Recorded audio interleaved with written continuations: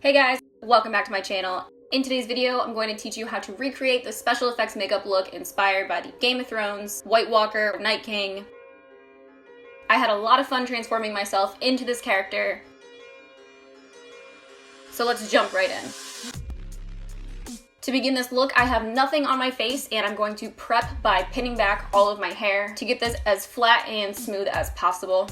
Next, I'm going to place a clear shower cap for added protection, basically a little head condom, if you will, to protect my head and hair. Then I'm going to take a roll of masking tape as a base. It's a great base to work on top of, and also to blend in your bald cap, which is what we're gonna do next. Basically attach this, so that way the product doesn't get into my hair. So once you're done prepping, we're gonna move on to the actual makeup and prosthetic. So you're going to apply your bald cap, and this is a DIY bald cap, so I'm quickly gonna show you how you can do this at home and make it yourself. I will advise that you do this 24 hours prior at least. It does need dry time. The first thing you're gonna need is a balloon to be a little bit bigger than my head. Then I'm using a janky plastic bowl. You just need something to keep this secure and hold it in place while you work on it. Now to create the skin-like texture, I'm going to use my liquid latex and a sponge. And I'm going to place this on the balloon in layers, allowing each layer to dry before moving on to the next.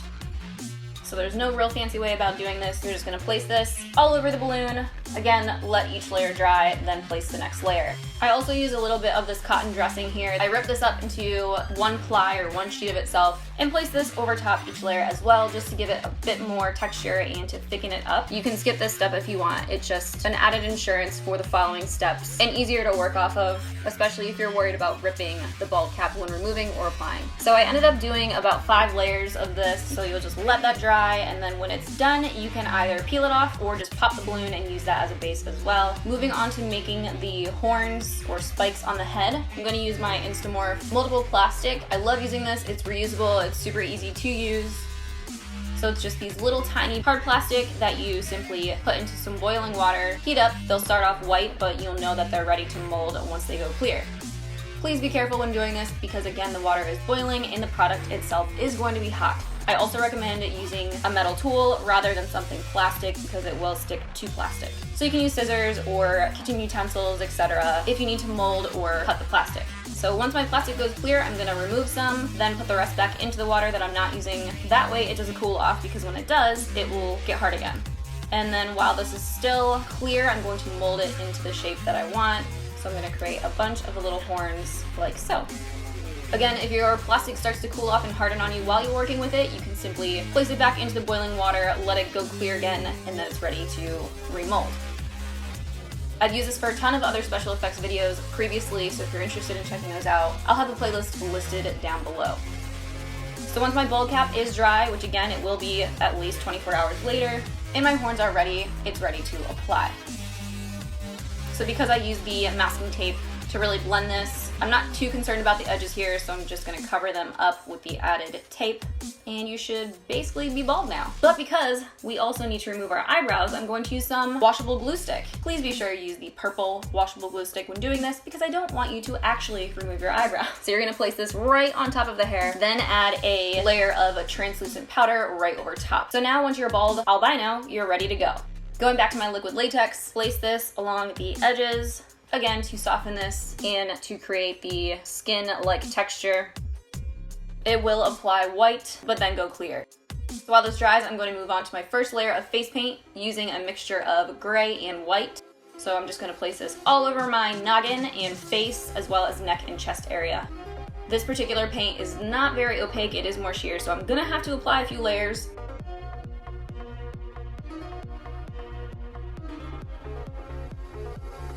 So while the 2 layers that I applied dry, I'm gonna move on, taking a black eyeshadow, I'm gonna place this all around the lid into the crease, and then rim the rest of my eye. This matte black eyeshadow is gonna help to hollow out the look of the eye.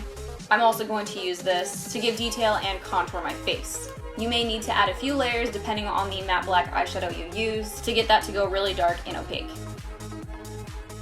I then take a black eyeliner pencil and I'm going to rim my eyes on the waterline to really ensure that all the skin color and redness are removed. I'm also going to place this on my nose, nostrils, and really contour the rest of my face, trying to get the structure as similar as possible You can see I keep looking back at a picture of the actual Night King as reference, but you're gonna hollow out the cheekbones, nose, jawline, eyes, lips, and nostrils to help give a very structured, slender appearance to the face. So the Night King and all the White Walkers have that zombie-like texture, as well as color, obviously, which you can see. But to get that texture and lined, almost like the texture of muscle, I guess you can say, I'm gonna use Rigid Collodion. This can be used for a bunch of different special effects looks. A lot of people like to use it for when they're doing an aging process, so if you're trying to make your skin look older, because it gives the wrinkled texture and look. Once the product dries, it pulls your skin with it. I place this all over my forehead, nose, chin, and cheeks. Just be careful not to get it on your lips or too close to your eyes. Now, while that dries, I'm going to start placing the horns on my head. So using the horns that I made, I'm actually using a hot glue gun. That's why I really ensured that the base of my skull or bald cap were thick enough and safe enough that this glue would not hurt because it is hot. But this will ensure that your horns stick to your head. I also took some of that masking tape to get the two horns to stay on my forehead because obviously I'm not using the hot glue gun there. So I just placed those in the area I want and then wrapped the tape around the bottom. And then you can just paint right over top. And I'm just gonna fill in as best as I can on the top and back of my head. It's kind of hard to do on your own. So if this is for a Halloween costume, I definitely suggest that you have someone help you, especially for the back of your head. Then I'm gonna use a shadow that is as close to the face paint as possible and place this all over. Now using a water-activated paint palette, I'm going to start creating the detail. So I love using this palette because it's super easy to work with. So you can place the color just by using water, but you can also fix, remove, and manipulate by just using water too. So I'm gonna place some of the hard structured lines using just black. I'm also gonna make some expression to help manipulate the shape of my face. I then use this also to create the brows, hollow out my eyes, and continue on with the lined look all over the face and lips, giving sort of that skeletal look. And then again on the top of my head, I'm going to use the tape pieces as reference, following those lines, creating that cracked or shattered look that the Night King has. So once my black is looking good, I'm gonna move on to add a little bit of blue. So again, I'm placing the blue wherever I would want it. And then I'm gonna help to bleed and lighten this using some water, as well as some white.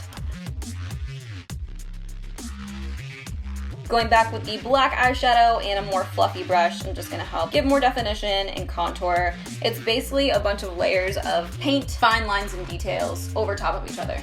Don't forget to also add color to your ears, neck, and chest. I then added special effects contact lenses. I will have a discount code down below for you guys if you are interested. I use these every year for my Halloween looks. They just really pull any look together. Then you can finish up any fine lines and details that you may have missed.